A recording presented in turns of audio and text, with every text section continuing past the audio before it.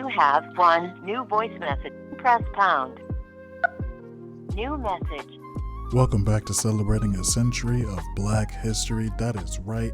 That is 100 years of Black excellence.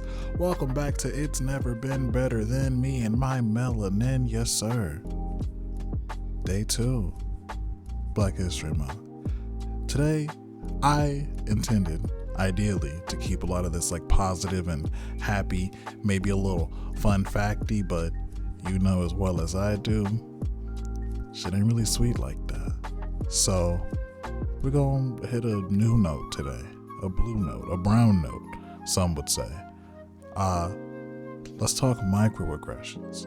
Y'all are real good at macroaggressions. That's being violent, yelling, you know, the slurs, the insults, the name calling, the physical violence, you know what I'm saying? Like real y'all good for a mob and everything. But let's talk on the subtleties, the accidents, the happenstance, you didn't really have the map to navigate the social interaction like that. One in particular, one happened not just today, but like a couple of times that I always think is like it's one of my favorite ones because it's funny, it's silly, it's what the hell. So you know how everybody's like super antisocial, like more so than usual, but like the sidewalk, right?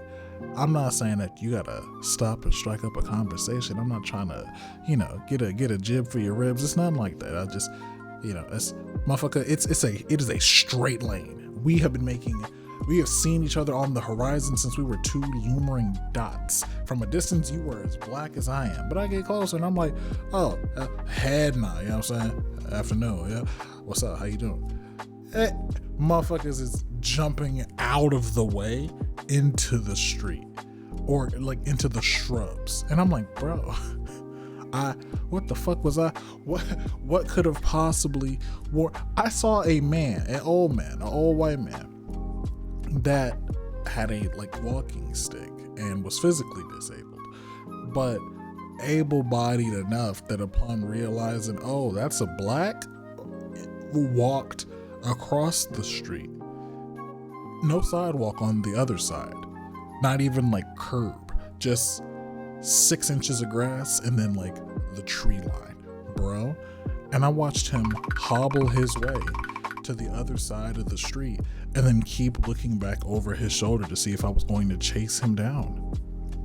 Big dog, are you good? Are you all right? Like, that's crazy, no?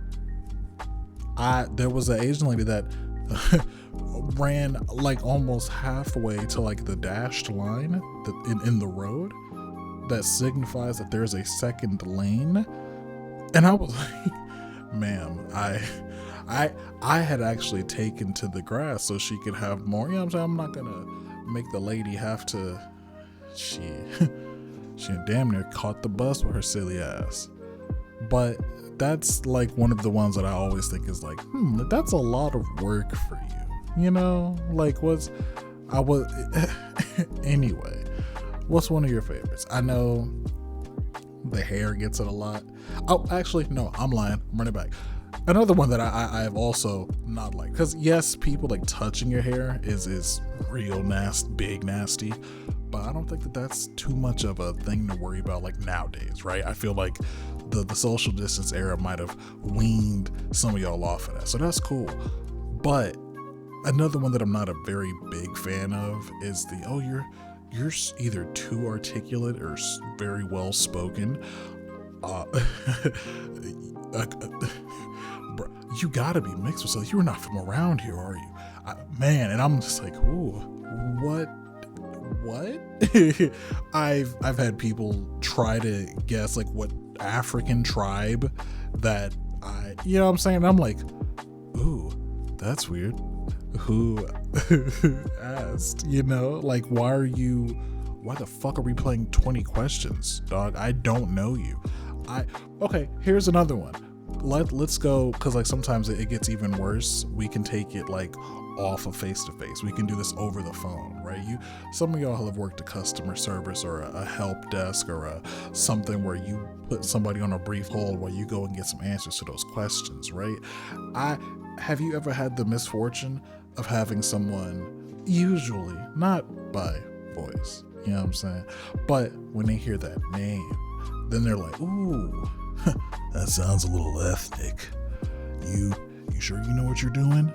All of a sudden, they're the expert when they were calling you for assistance. I never really understood that. Like, something was missing. The shit is really fucking stupid. And the worst thing is because then, like, after having to go and relay that conversation, the bro, I can't even say some of what he said, but I know one thing. I'm not a Kenyan. None of that, dog. It was crazy. And so then I gave him a call back, and I was like, yeah, no, so I heard that, you know, sorry about the issue or the altercation that you had earlier. So that's been escalated over to like a manager, and somebody will reach back out to you to kind of like follow up on things. And he was like, oh yeah, cool, thank you. And I'm like, nigga, I'm the same person you was just. So it's that should tell you a lot. You know, it's goofy, it's silly, it's dumb as fuck. But there's so many. And I know for Black women, it's a lot of tone policing. It's always you having to be the energetic or the bubbly. It's the you have to perform and or go along and conform with whatever idea or image that they already have of you. And sometimes that's a bad image, so you have to like break that. It's difficult to navigate that tightrope of not really being allowed to be an individual or be perceived as an individual or acknowledged as one, while also still conforming and navigating in a society that has not the slightest inclination of the amount of consideration that you bring to the very function. Like, it's not even a one-way street, bitch, it's a one-way road. It's and it's not even paved, it's dirt. The other side's just a cliff. If we're both on this road going opposite ways, one of us is going off the side of the cliff. That's how non-negotiable this shit is. I cannot stress to you, no, I don't have to stress to you. You're Black, you get it. Oh man, wow, hey, yeah, I gotta celebrate us. I remember one of the other beautiful things about being Black. One of the benefits of like the whole world somehow just hating niggas but loving everything about us. The recipe, rest in peace. But I realize the struggle, my brother, that really is the one thing that unifies all of us. And for the baboon raccoons, the reason why they don't necessarily fall in line with that unity is because maybe they haven't really had to interact or overcome with that struggle, because it's rough and abrasive, and you either allow yourself to break or you get sharpened against it.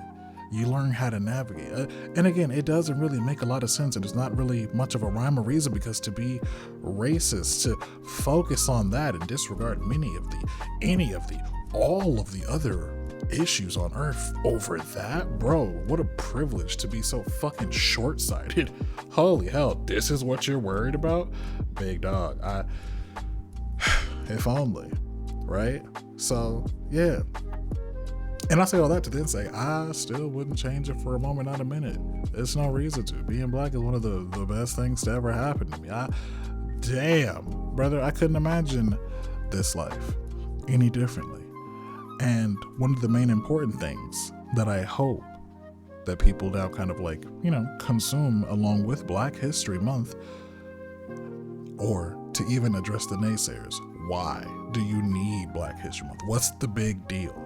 We'll get into like the contributions and the things that are noteworthy. If you need to see like stats and ones and zeros, numbers on paper, much of society does not operate or exist in the same function that you've come to learn, love, know, and expect without Black people. It's crazy, right? So we'll do that later. This is like the appetizer. This was the warm up, but we about to really get into the meat on some tenderness. Oh shit. Yeah, no, it's gonna be a lot to touch on and talk about, for sure. But I love my people. I do, even the lost ones. Now, that does go so far, right? Some of you motherfuckers, you know what I'm saying, you done sold your visa, you can't come back in. But for everyone else, I think that it's beautiful. I think that, and I treasure the fact that there is a kinship between all of us through our lived experiences. There are things that get passed down and shared through our families, from our loved ones, from our friends, among each other. And it's like, oh man, you too? You know what I mean? Like, that's beautiful. And there's as much love as there is in those words as there is struggle. Because a lot of the same wounds that I have, you do too. And that's where a lot of that collective love and empathy comes from, because it's like, yeah, to don this melanin skin I'm in is to understand the world to claim its sin. And that's not true, but it doesn't matter, because no one there is interested in listening to you. They're not trying to learn the truth. They spend so much time trying to burn the truth. That's why Black history matters. If it wasn't important, nigga, they wouldn't have tried to erase it or lied it or hide it. You know what I'm saying? So shit, it must be some greatness. So I hope that you understand that a lot of that hate, I mean, shit, bro, if the whole world wasn't against you, you really have it entirely too easy, because what the fuck can't you do? What can't we do? You feel me? That's that way of trying to, I don't know, man, settle the score or rig the game, and you know what I'm saying? But it don't matter, because to be Black, to exist in a state in which our body harnesses the literal energy of the sun, I could not think of a better thing to be than alive and divine. Yes, sir! Man, I love my people. I really do, man. I really do. So, but you and yours, your contributions, your participation in the movement, the love, the community, and even, like, you know, checking your brothers, you know what I'm saying? Because some people really do be wilding. And so we've all, you know, most of us travel through a dark place once or twice. Some of us get lost. Some people we can still save. So, also, fuck the CIA. Man, holy, bro. We imagine, like, spawning into a landmass, the continent that you're on, and they just got done figuring out every way that they could legally prolong, draw out, and proliferate your fucking suffering of your entire race. You get here as soon as they finally had to be like, all right, we had our fun. But that's what it was. A lot of the struggle, a lot of the hate, a lot of the heinous shit that y'all would try to hide from history at the time. For you motherfuckers, it was fun. That's worth talking about. It's worth remembering. Don't ever forget where you came from and how fucking far you had to go to get to where you are now. Can I get an amen? Yes, sir.